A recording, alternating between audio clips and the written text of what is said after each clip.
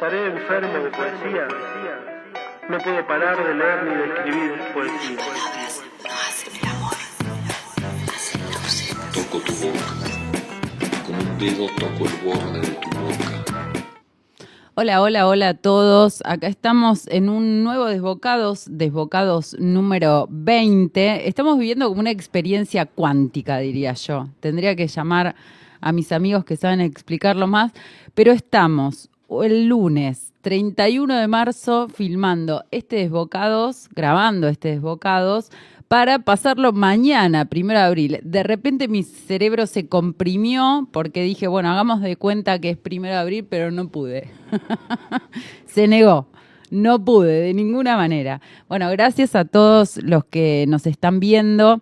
No queríamos dejar de entrevistar a nuestro invitado de hoy y bueno, por cuestiones laborales a veces es muy complicado estar disponibles un martes a las 11 de la mañana y realmente es una apuesta de Desbocados salir los martes a las 11 de la mañana porque es un poco en rebeldía a los programas habituales de la radio, en donde en general hablamos de literatura los viernes a la noche, los domingos a la mañana o un jueves a las 2 de la mañana y nadie nos escucha. Entonces, por eso seguimos sosteniendo el horario de los martes a las 11 de la mañana, mientras todo el mundo anda a las corridas, yendo y viniendo, y sobre todo en ciudades tan chiquititas como esta, donde van a buscar a los chicos o están entrando a un negocio y de repente aparece un poema o alguien hablando acerca de la escritura en la radio.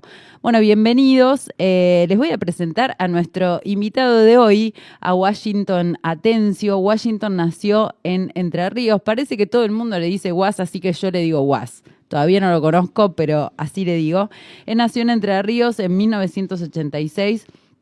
Publicó Una hoguera de jazmines por Camalote en 2019, Nuestra sombra volcada en el río en Agua Viva en 2020, El río grande en Lobita de Río 2023, Acaso luz en Hemisferio derecho 2023 y Sueño con tigres en Salta el pez 2024, entre otras.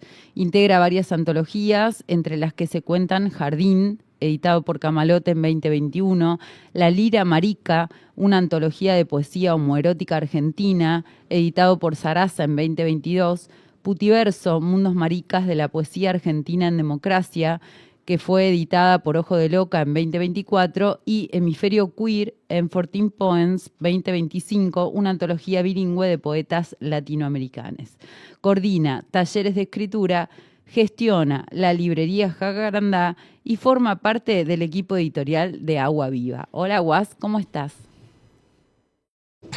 Hola Juli, ¿cómo va? Bueno, ¿No qué tuviste la alegría misma estar en este ruptura? martes, lunes. Claro, ¿no tuviste el mismo quilombo mental que tuve yo de repente? Que fue como que día es, ¿dónde estábamos? No íbamos, no íbamos a poder fingir mucho. No, de ninguna manera. Bueno, Bueno, acá estamos muchas para gracias. compartir, gracias a vos por aceptar la invitación, estamos acá para compartir un poco de lo que haces, sobre todo la escritura, y queríamos antes que nada preguntarte cómo empezó este camino de escribir, de transformarte en un escritor, cuándo y cómo empezó. Bueno, qué Una pregunta. pregunta que me lleva a pensar en un estado preescritura y sinceramente tengo que hacer un esfuerzo porque no lo tengo como desdibujado, porque, a ver, si bien sí reconozco que hubo un momento en donde empecé a escribir con la intención de demostrar algo, ¿no? Siempre fui lector, mi profesión fue es mi profesión desde hace 15 años, estar trabajando con los libros, ser docente de literatura, entonces es como, bueno, me parece que uno siempre está en contacto con la palabra poética, con el arte, con la cultura, con las expresiones artísticas en general, desde momentos previos a la conciencia, ¿no? Como que hay algo no, que hay una falta de registro de cuándo empieza uno a sentirse escritor o poeta o artista o bueno. Pero bueno, yo he leído toda mi vida y bueno, nada, apasionado por los grandes poetas y nombres que por ahí he estudiado y otros que he descubierto por mi cuenta, pero bueno, coincidió todo como al mismo tiempo. Yo digo, me enamoré y empecé a escribir poesía. Bueno. Y parece una cosa medio naif o medio cliché, pero tiene que ver un poco con eso, porque se dio justo también cuando no solo me enamoré, sino que fundé con una amiga una librería en Jacarandá, acá en Paraná, y empecé a leer otras cosas distintas de las clásicas, de las canónicas que había estudiado en la carrera, en el profesorado, y bueno, hubo algo de esa palabra poética que me tocó y dije, bueno, esto también puede hacerse, ¿no? Se puede escribir así, sin necesidad de rimar o de escribir un soneto, ¿no? O de tener como una vastísima cultura libresca. Y bueno, fue eso. Ese fue como el animarme, y yo puedo situarlo en el 2017, 2018 más o menos. O sea que es relativamente hace poco que estoy Bueno, pero te escribiendo, reconoces primero, pareciera, como lector y después como escritor, ¿no? Decís, primero de alguna manera me vinculé desde la lectura y vos decís, bueno, es previa a la lectoescritura. Hay ahí un entorno infantil, digamos, en tu infancia que hacía que entrara de alguna manera la lectura. Sí, a ver, primero tuve el privilegio de que en mi casa había libros. Que bueno, eso es algo que siempre rescato, siempre hubo libros, digamos. Tuve una familia lectora y bueno, la cultura del libro estaba como formando parte también de la crianza de mis padres hacia mí, y creo que eso pregnó muchísimo. Pero bueno, nada, siempre fui muy lector, pero nunca escribí. A diferencia de por ahí otras personas que suelen decir, bueno, escribía desde chiquito. Bueno, no, yo tenía como la facilidad de la escritura, pero nunca escribí con fines, no sé, artísticos, ¿no? Vamos a decirlo, ni siquiera llevaba diario, ni siquiera nada. Era como, bueno, tenía una buena escritura y era lector, muy lector. Leías, ¿y qué leías cuando eras chiquito? ¿Qué recordás así? Viste que hay gente que dice, bueno, hay un libro puente, hay uno que leíste que hizo la cabeza, estalló, y ahí es donde te vas para el lado de la literatura. Y mirá, no sé, como que hay muchos libros, es como que era muy lector de cosas extremas, no sé, te leía a Borges y Calderón digamos, en mi adolescencia, pero también leía a Stephen King o El Señor de los Anillos, leía leía mucha narrativa, mucha novela, y bueno, en algún momento descubrí como la poesía, y cuando fui... ya desde la primaria me aprendía como poemas de memoria, qué sé yo, leía Borges, porque era la primera referencia que uno tiene, ¿no? Bueno, poesía, Borges, claro. Entonces me aprendía los poemas de Borges, esas cosas, Pizarnik, qué sé yo, Girondo, como que descubrí como los grandes amores que después, bueno, se convirtieron como en una fuente constante. Pero sí, había como muchos libros, qué sé yo, también leía El Llanero Solitario, y leía mucho Paturcito, y me encantaban los cómics, y Asterix el Galo, esas cosas. ¿Y cómo fuiste a parar en un profesorado, digo, de lengua y literatura, teniendo en cuenta toda esta diversidad que leías? Porque viste que por ahí hay, bueno, por acá han pasado infinidad de escritores, pero digo, a veces dicen, bueno, yo leía, no sé, la colección Villiquen, o qué sé yo, como una cosa más compactada, en el sentido no tan diversa. Vos estás nombrando desde cómics hasta literatura más tradicional, Calderón, qué sé yo, y después Borges, y después Pizarnik, ¿no? Una melange. Sí. ¿Cómo se te ocurrió estudiar un profesorado? Sí, y bueno, no sé, porque yo me acuerdo que la senté a mis dos profesoras que eran hermanas en la secundaria. Una era profesora de físico-química y otra era profesora de lengua, porque eran dos materias que a mí me apasionaban muchísimo, que las disfrutaba y nada que ver una cosa con la otra.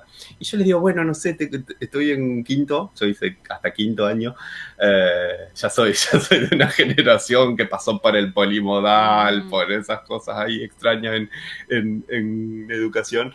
Y les digo, bueno, ¿qué es lo que ven en mí qué es lo que puedo estudiar? Porque son dos materias que me gustan. Justo daba la casualidad que eran hermanas, era muy gracioso esa escena, la tengo como muy presente. Y como que ninguna como que me entusiasmó a seguir el profesorado, a seguir la docencia. Como que me dijeron, bueno, no, vos hacés otra cosa, no seas docente. O sea, tenés capacidad para hacer otra cosa. Y bueno, fue como nada, seguir como un poco el corazoncito. Sí, yo tenía como una debilidad particular por la literatura, aunque lo que yo sabía de literatura era nada en comparación con lo que era la literatura. Tenía un acercamiento muy, muy ingenuo. Digo, una cosa es que a uno le guste leer o que le guste escribir, y otra cosa es dedicarse a la docencia, formarse en una línea que por ahí, bueno, nada, a menudo nos pasa que, bueno, hay una profesora, un docente que te dice, bueno, si quieren escribir esta carrera no es para ustedes, entonces, bueno, siempre. Como que ya te tira todo, te derrumba todo el entusiasmo, pero le descubrí el gusto por la docencia. Me gusta mucho la docencia. Y bueno, creo que ahí articulé como dos grandes pasiones, como esas ganas de compartir con otros y de no tanto en el enseñar, sino en el dialogar, en el encontrarse con otros y bueno, construir algo nuevo ahí, y después, bueno, hacer lo que sabía más o menos hacer, que era, bueno, leer y hablar de esa pasión. No sé si enseñamos literatura, pero por lo menos mostramos esa pasión o esa debilidad por los libros y ese amor por el lenguaje. ¿Y te vuelve esto a tu propia escritura? Digo, el ejercicio de la docencia, ¿no? Que es poner en diálogo un texto con quienes no lo conocen, con vos mismo que ya lo conoces, te vas con otra cosa, ¿no? Totalmente. ¿Vuelve eso? Sí. ¿Sentís que hay parte de eso en tu escritura o no? Sí. A mí, yo trabajo esencialmente, si bien estoy en nivel superior también en la universidad, pero trabajo esencialmente con adolescentes. Estoy diciendo 14, 15 años, digamos, esas edades. Y a mí, a ver, lo que me produce estar en contacto con adolescentes es el deslumbramiento. Total. Permanente. Sí, no sé, ahora estamos leyendo con tercer año Mary Oliver y como picoteándole la cabeza porque yo estoy en la unidad de poesía y en ese género que siempre se desestima un poco de los programas porque, bueno, no tiene la jerarquía que tiene la novela o que tiene el cuento, bueno, la narrativa en general. Bueno, yo como trato de hacer el movimiento contrario y, bueno, llevar primero poesía y trabajar con eso, y se escribe a partir de eso y se lee y se cruza, y bueno, estamos por ejemplo con eso y a mí me produce asombro permanentemente lo que sucede con la cabeza de un pibe, de una piba que está leyendo un poema contemporáneo o digamos de nuestra época, casi por primera vez, porque digo, lo están leyendo desde una perspectiva que no es la que se suele trabajar en la escuela secundaria, que es, bueno, vamos a analizar la rima, vamos a contar las sílabas, vamos a, no sé, buscar los recursos, la metáfora, ¿no? Y entonces eso siempre hay algo de ese asombro, que por más que yo tenga recontra leída Mary Oliver y que casi repita los poemas de memoria, es como que cuando tienen que hacer una lectura, una interpretación, un análisis o un comentario simplemente de ese poema, digo, ¿qué cosas aparecieron acá que yo que lo vengo leyendo hace años no pasaba? Y yo creo que eso es lo hermoso de la literatura, cuando te das cuenta de que tiene ese potencial y de que el pibe es totalmente desprejuiciado de todo el aparato que por ahí tenemos nosotros cuando vamos a enseñar, ¿no? Si yo quisiera hablar de Mary Oliver, no diría las cosas que diría un adolescente, y de pronto te sorprende lo que pasa en esa lectura totalmente, a ver, no quiero decir ingenua, sino desprejuiciada, es eso. No hay ingenuidad, pero sí hay como esa transparencia, esa pureza que de pronto lo más obvio no había salido a la vista, o por ahí lo que uno quiere a donde quiere apuntar, no es leído eso y aparece otra cosa. Entonces, yo creo que eso permanentemente me pone a mí en jaque como lector también, y necesariamente impacta en lo que escribo, porque ya te digo, ese asombro es un poco también lo que yo persigo cuando percibo y persigo en lo que escribo, ¿no? Entonces creo que sí que hay una cosa ahí que... ¿Cómo es tu proceso, bueno, esto del asombro que nombrás, el prestar atención, diría Mary Oliver? Pero digo, en este proceso de prestar atención y de asombrarte, ¿cómo es el proceso de escritura? Me refiero con esto a un día te sentás a escribir dentro de un horario y demás. Viste que hay gente que es muy rigurosa en eso, tiene esa capacidad, o esperás que suceda. Sí, yo para lo único que tengo horario es para el trabajo, que es lo que no puedo evitar cumplir a rajatabla y levantarme a una hora, pero después para todas las demás actividades en mi vida son lo más desorganizada y desestructurada, porque soy muy dependiente de mi estado anímico para hacer las cosas, digamos. Salvo lo del trabajo, que bueno, digo, como que me estructura psíquicamente tener que cumplir un horario, pero después el resto de las cosas no funciono como con ninguna rutina, con ninguna disciplina. De hecho... o sea, estás accidentalmente en un mundo productivista. Exacto, lo tuyo es un accidente. Y que es un poco el humilde gesto de rebeldía que por ahí tenemos, ¿no? Como que ir en contra de ese tiempo productivo. Yo creo que todo el tiempo, a ver, inclusive el tiempo de ocio, para quienes tenemos un amor por las palabras, un amor por el arte, un deseo de crear, una sensibilidad entendida en esto, en lo que decía recién, ¿no? El asombrarse por pequeñas cosas, que te deslumbre lo cotidiano. A mí me parece que inclusive ese tiempo es un tiempo de creación, más que de producción, es como de creación. Entonces yo no me pongo un horario, o sea, es muy difícil que a mí me salga un poema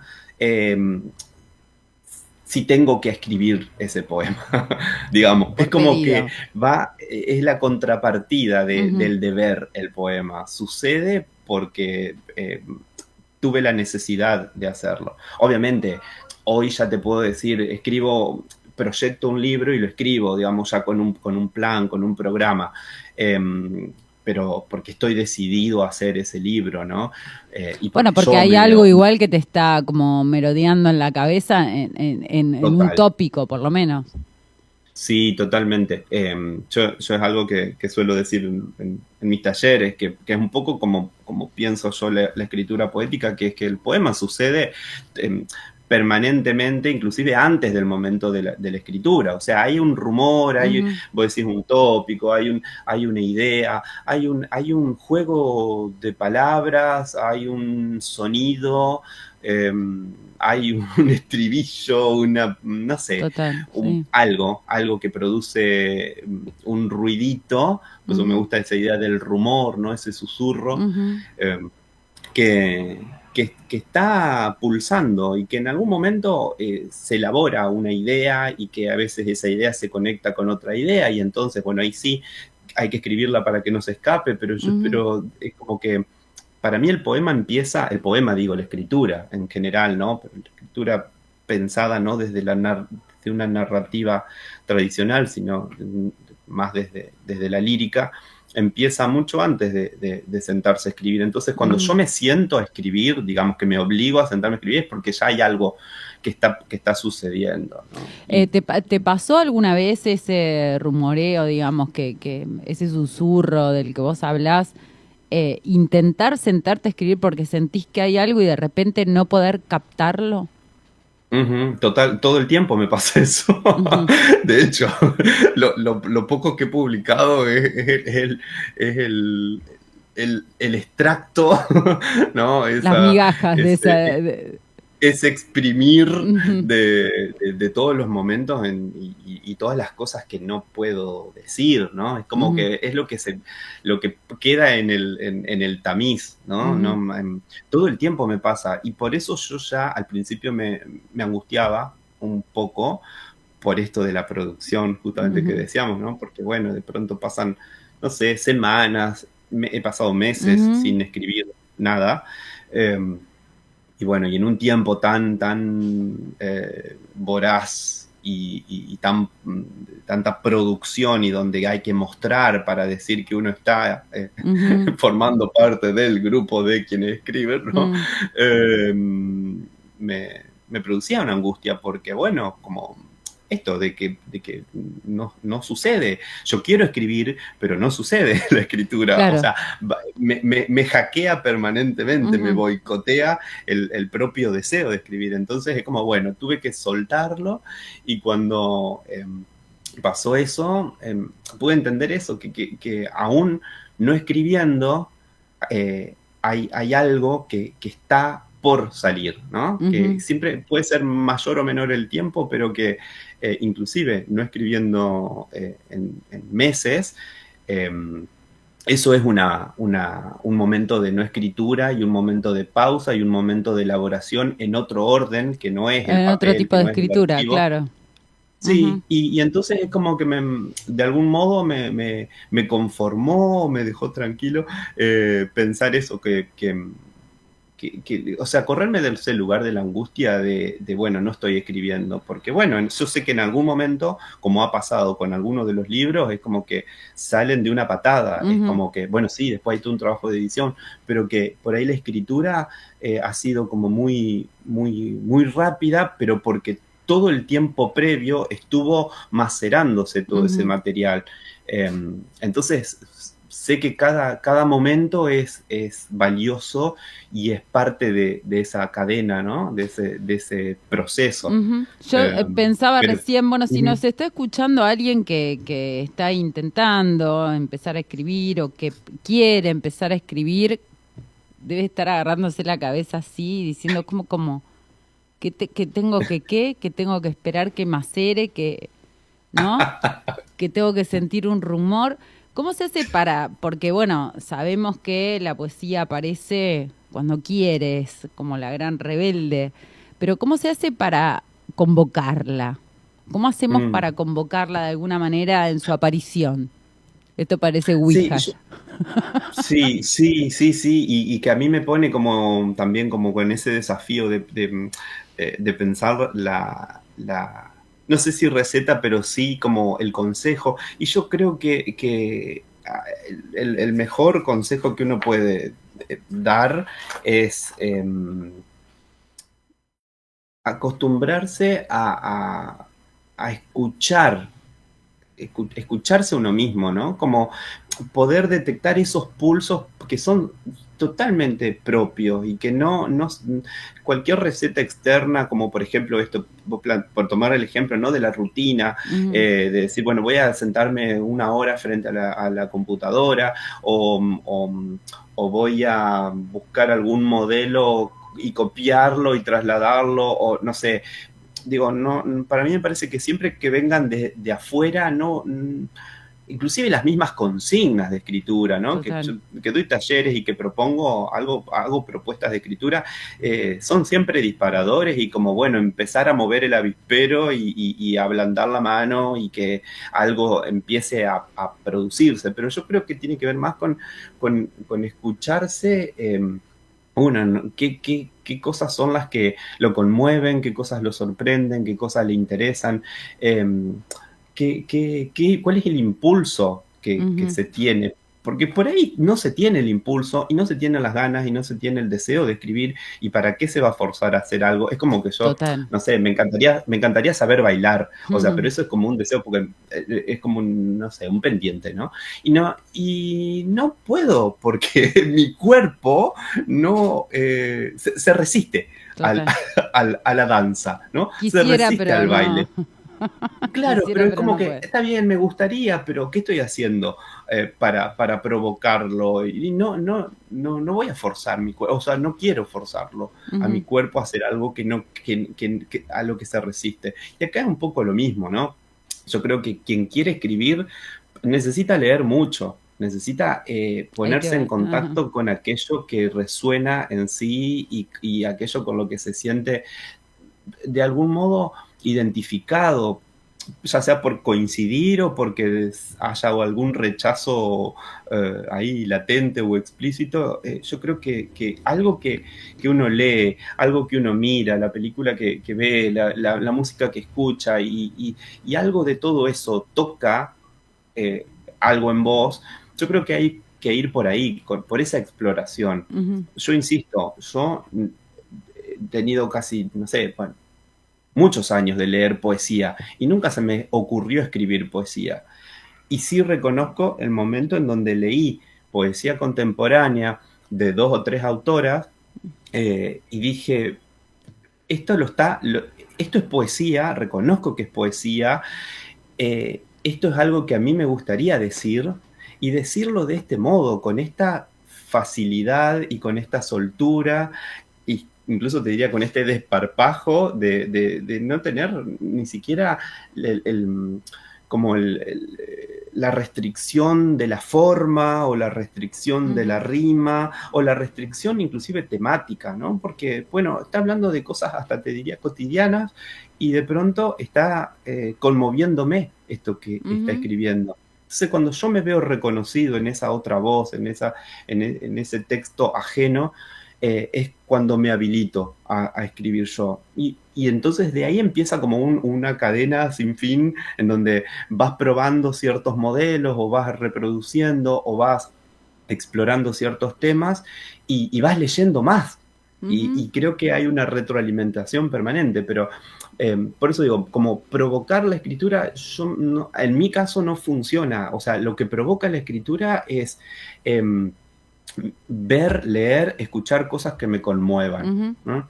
Sí, a eso me refería con la provocación, ¿no? Como mover el avispero, como decías vos. ¿Cómo haces de alguna manera para que el susurro comience a escucharse o algo cercano a eso? Recién volvías otra vez al lugar del lector, volvés a decir, bueno, para escribir hay que leer. ¿Qué lees cuando lees? Ahora. ¿Qué leo? ¿Qué géneros o qué...? Sí, ¿qué textos literarios lees en este agitar el avispero? Porque puede ser cualquier cosa, puede ser un ensayo, puede ser, no sé, noticias no creo, bueno, podría ser también, pero no, raro. sí, pero viste que por ahí las noticias a veces son más literarias que la misma realidad, ¿no? Más ficción que la realidad, pero me gusta, o sea, soy un lector como muy voraz de poesía porque es lo que a mí me interpela. Mucha poesía contemporánea. He tenido como una gran formación, digo gran no por como una cosa de excelencia, me refiero a he leído mucho y variado de poesía clásica o de textos clásicos, y la poesía contemporánea la descubrí hace relativamente pocos años. Eso es tremendo, la formación, a ver. Sí, claro, porque... Por ahí uno tiene un docente, viste, 2 docentes que te dicen, che, mirá, esto se está escribiendo ahora, y decís, wow. Yo tengo el recuerdo de un profesor de literatura argentina que nos hacía un observatorio de literatura argentina contemporánea en el último año de la carrera, y ahí nos mostró, qué sé yo, no recuerdo, a ver, puntualmente qué decirte, pero por ejemplo, Guillermo Sacomano, por claro, decirte uno, ¿no? Y yo digo, bueno, no recuerdo otros había como muchos autores. Me recuerdo la experiencia de ponerse en contacto con libros escritos en los últimos 10 años, ¿no? Claro. Y eso era algo rarísimo y era inédito porque la poesía, porque la literatura, ya sea la literatura francesa, ya sea la literatura griega, ya sea la literatura argentina, que estábamos viendo era de gente muerta de hace por lo menos 50 años, ¿no? Entonces es como, eso también forja una idea acerca de la literatura. Total. Y hace que obture otros sentidos, ¿no? Yo acá no pongo como en contraste lo clásico con lo contemporáneo. Creo que hay que leer todo, pero de pronto ese sesgo hace que, bueno, uno siga trabajando con modelos mentales, con esquemas que difícilmente podamos reproducir, imitar o inclusive disfrutar, no sé. Yo llevo a mis estudiantes una novela de Lovecraft o de Stevenson y de pronto es como, o de Edgar Allan Poe, que me encanta, y es imposible leer sin una mediación porque las descripciones, porque las narraciones son sumamente lentas, se tardan páginas. Bueno, que la necesitaban porque no tenían Google, no tenían nada de eso, ¿no? Exacto, exacto. Pero digo, si uno sigue pensando como con ciertos esquemas clásicos, es difícil producir hoy, digamos, cuando la vorágine del mundo es otra. Entonces, por ahí leer poesía contemporánea, digamos, que es como uno de mis grandes fuertes, pero leo otras cosas y de hecho leo no solo ensayo y novelas no tanto, pero sí leo bastante ensayo, sí leo mucho cuento. Leo otras cosas que no tienen nada que ver con la literatura. Por ejemplo, no sé, soy como muy fanático de cosas científicas, ¿no? Así como vinculadas por ahí a la naturaleza o a no sé, a la geografía o a la hidrología o a los volcanes o a los bichos, pero la curiosidad. Sí, como la... Pero es eso, la ciencia, ¿no? El discurso de la ciencia es algo que en los últimos años me está como interesando mucho. Y entonces me saca tanto del discurso lírico que necesariamente trato de traducir ese lenguaje técnico a poema. Y es algo que, por ejemplo, ahora en este momento me está resultando como productivo, entre comillas, ¿no? Total. Como está generando textos, esa lectura así cruzada. Sí, es que aunque usted no lo crea, un buen documental puede ser lo que genera el susurro para el poema, ¿no? Sí, como, sí. Es medio loco, pero es así también. Te quería preguntar, para ir más de lleno a tu escritura, uno de los textos que vos publicaste es Una hoguera de jazmines en Camalote en 2019 y no sé si el último poemario o el anteúltimo poemario es el de Salta del Pez, Sueño con tigres. ¿Qué vinculaciones encontrás? Pasaron pocos años, pero bueno, hay una cantidad de poemarios en el medio. ¿Qué vinculaciones encontrás entre aquel primer poemario, Una hoguera de jazmines, y este de Salta el Pez, Sueño con tigres? ¿Encontrás que hay algo, digamos, que permanece o es todo diferente? Yo creo que esto es como una teoría que tampoco es para nada original mía, pero yo creo que escribimos un mismo y largo poema a lo largo de toda la vida. Entonces, creo que...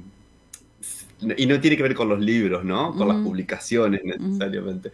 Es algo más del orden filosófico, si quisiéramos. Sí, no sé. Yo creo que sí hay una vinculación que, bueno, la puedo hacer yo, digamos, como muy fragmentariamente y muy subjetivamente, pero sí, creo que siempre ha estado este interés que un poco te comentaba recién por la tierra, por el lugar donde nací. Yo soy del interior de Entre Ríos, entonces he vivido en el campo 18 años. ¿De qué lugar específicamente? Se llama Lucas González, tiene nombre de Ajá, persona. bien. Le mandamos Lucas un beso González. a todos los habitantes de Lucas González. No sé cómo se dice, porque en Chacabuco somos chacabuquenses, pero de Lucas González ya me matás. Luquenses Luquenses, ahí tienen va. el mismo Ajá. gentilicio, la misma terminación.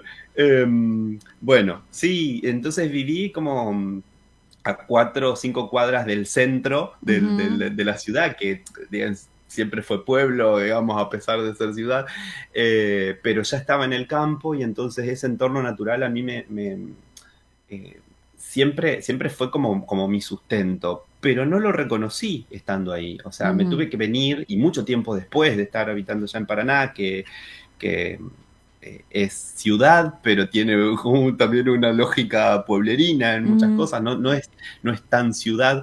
Eh, pude ver que había cosas que habían quedado de mí en ese pueblo al que no volví, digamos, y al que vuelvo siempre porque está mi familia y demás, ujú, pero no volví nunca más, ni pensé nunca más en volver a vivir. Entonces es como que en ese primer poemario yo lo que veo que aparece es mucho mi familia, mi familia y muchos de los miembros de mi familia que ya no están, no sé, mis abuelos, ujú, tías, abuelas, pero ancladas a ese lugar, a ese entorno, que es algo más que un paisaje, ¿no?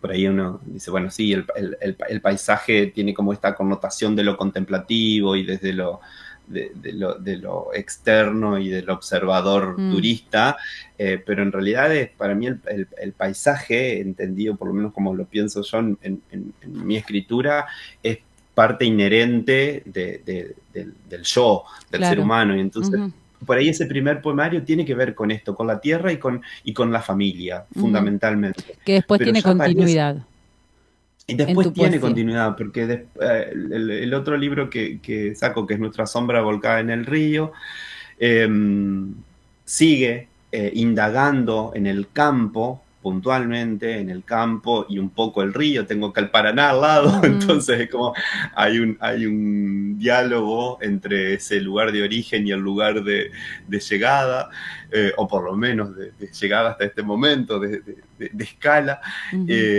pero ahí ya articula otra cosa, que es el deseo y que es el amor por un hombre, ¿no? Por eso ujú, digo, es como ese primer poemario viene como casi conectado con ese segundo, cuando te hablaba de la idea del amor, aparece ahí, pero un amor que es una erótica también por ese lugar y por ese hombre, por ese lugar y por la escritura también. ujú. Entonces hay como un hilo que se sigue conectando y que, bueno, pasa por acaso Luz, que es como estoy hablando de los libros, después hay Ujú, otras publicaciones claro que sí. menores, tipo fanzines en el Ujú, medio, pero bueno, como libros, acaso Luz es como una especie de impas, hay algo ahí medio raro que yo noto si vamos al hilo conductor, otra porque bueno, búsqueda. cuenta una especie...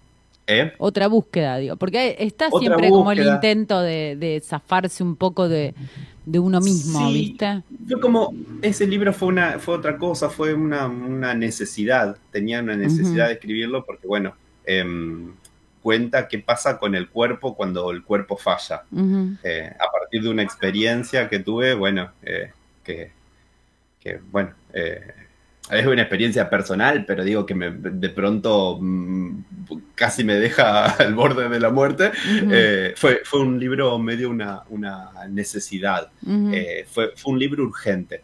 Entonces es como que, bueno, de todo lo que he escrito, como que el libro urgente fue ese, entonces yo lo noto como en otra sintonía, ujú, ¿no? Con esto de lo proyectivo, de lo programado claro. de una obra. Y Sueño con Tigres creo que hace como eh, escala ahí también, hace pie en, en esta relación entre el yo y la naturaleza, que es una naturaleza un poco más amplia ya que el campo, Ujú, porque, bueno, aparecen otros animales, qué sé yo, no sé, aparecen los flamencos, los ujú, osos polares, bueno, ese tigre del título. y aparecen mucho las plantas. Entonces a mí me gusta decir que es un libro con plantas y bichitos, pero bueno, que sabemos que siempre que hay plantas y bichitos o que hay cualquier otra cosa, no hablamos solo de plantas y No, bichitos. por supuesto. Entonces es como, creo que la naturaleza ha sido un poco el hilo conductor. La naturaleza y los vínculos, no sé, la familia, Ujú. el amor, el deseo y bueno, también ese deslumbramiento del que hablaba hoy, no sé, porque en ese libro hablo, en Un sueño con tigres, hablo, no sé, de los flamencos, pero también hablo de la hormiga, que es no sé, a mí los bichos me apasionan. Entonces es como un poco volver a esa mirada, a esa observación un poco más de lo micro y de lo lento y de lo imperceptible, Lo que pequeño. sigue diciéndonos cosas, ¿no? Ujú. Entonces, Lo pequeño sobre creo lo que ahí hay universal, digamos. sí, Ujú. sí, Ujú. sí, creo que hay como un arco así. Me parece que hoy te que nombraba a Mary Oliver, digo, no es Ujú. casual, tengo el Mary Oliver sobre la mesa, no es Amamos, casual, pero en digo, este programa, Augusto y yo, Augusto me mira como diciendo, ¿por qué hablas por mí? Amamos a Mary Oliver. bien, somos fan. Ujú.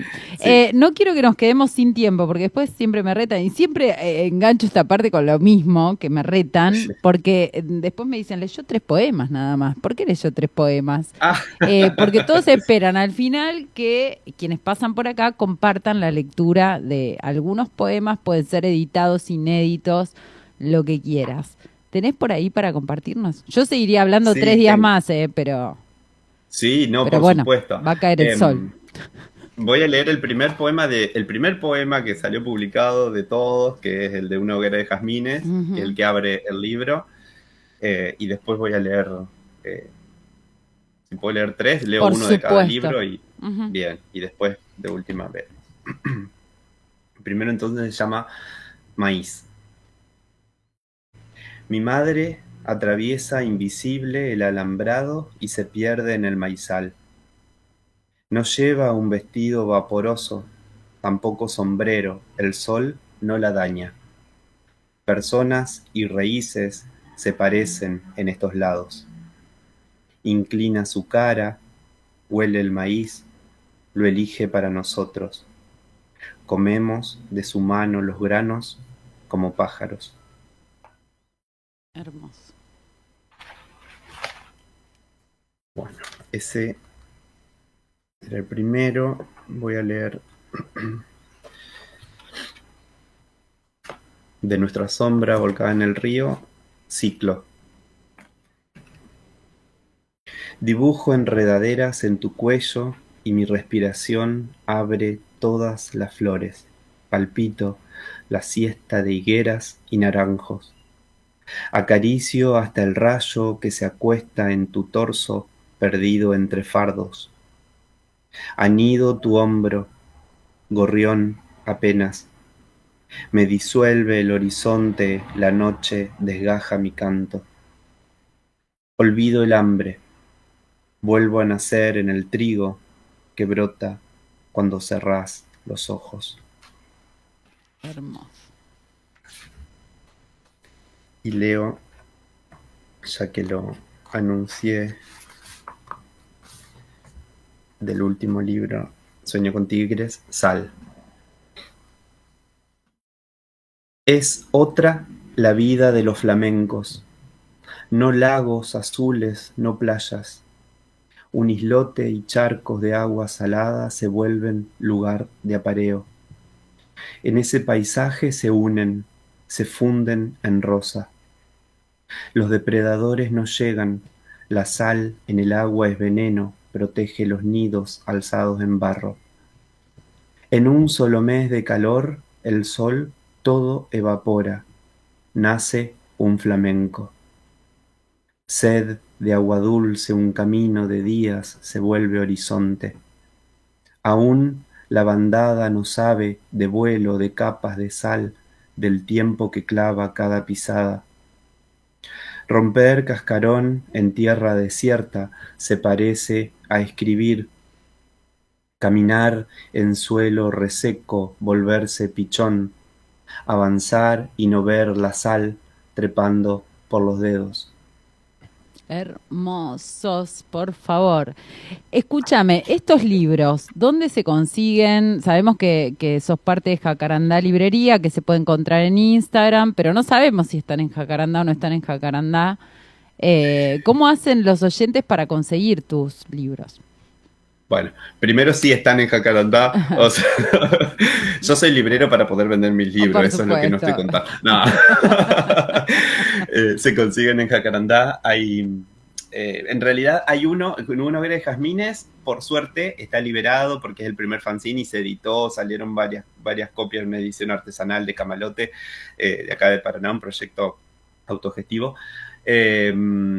Así que ya está disponible la versión digital desde hace bastante. Se puede buscar en mi Instagram, en mi bio, y bueno, se comparte Descargar. ahí. Y los otros, Acaso Luz salió por HD Ediciones, que ahora tenemos la dicha de que el fin de semana, este viernes, ya pasó el chivo de paso. Eso viernes, iba. Muy bien, me diste el pie. El viernes en Cava se hace, por Villa Crespo, se hace la presentación de este libro junto con 3 libros más de HD. Así que bueno, voy a andar por allá. Y el sábado se hace una lectura en el ciclo El Río en mí, donde compartimos con Juan Fernando García y Vir del Mar también una lectura de poemas de cada uno de nosotros. Así que bueno, pero decía... se consiguen en varias librerías, en Salvaje Federal, en Cava, Librería Norte, hay varias librerías en el resto del país, en Neuquén, en Cosa Seria, bueno, acá en Paraná, en Jacarandá, hay como en varios puntos del país se consiguen, pero estoy diciendo... Hay varias librerías como bueno, la nuestra que tienen envíos a todo el país, entonces por ahí es como fácil conseguir, digamos, y que son libros. Librerías especializadas en poesía, que eso en general es muy difícil generalmente, de conseguir. Sí. Y en poesía contemporánea, que también eso es algo que distingue por ahí las librerías. O sea, hay librerías comerciales y librerías como... independientes que bueno, suelen o solemos buscar este tipo de publicaciones que no son de grandes editoriales, sino también editoriales autogestivas que independientes que la están ferias, remando en dulce de leche en este momento. Sí. Y eso... Sobre todo eso, que participan mucho de las ferias. O sea, ahora se viene la Feria del Libro, seguramente las editoriales que, bueno, donde publiqué los libros van a estar en la Feria del Libro. Esa es una oportunidad para conseguirlos, pero bueno, las últimas 3 editoriales son de Buenos Aires, entonces Bahía Blanca y Cava, sobre todo, Agua Viva Ediciones, que ahora, bueno, después de publicar el libro de Nuestra Sombra Volcada en el Río, la editora me invitó a formar parte del equipo editorial, así que bueno, también Hermoso. Estoy trabajando en esa editorial. Y Salta el Pez, que también tiene envíos, se pueden buscar todos, tienen su página web, así que bueno, se consiguen y hacen envíos. Así que, bueno, buenísimo, porque tenés un fin de semana prometedor, ya pasaste por acá, ya saben dónde encontrarte en Cava para ir a tu presentación, para ir a las lecturas. Nosotros te agradecemos muchísimo que nos hayas dado este tiempo, que hayas conversado con nosotros, que hayas compartido tu poesía, y esperamos un próximo poemario para el que obviamente vamos a estar dispuestos otra vez a charlar. Cómo no, Juli. Bueno, no, gracias a vos, a ustedes.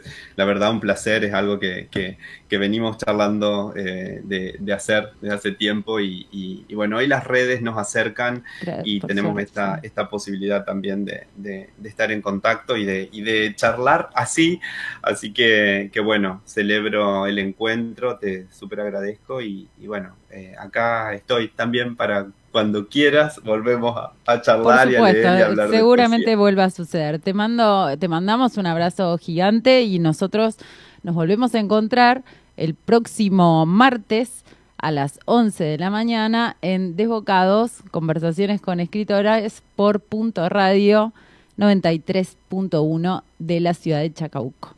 Chau.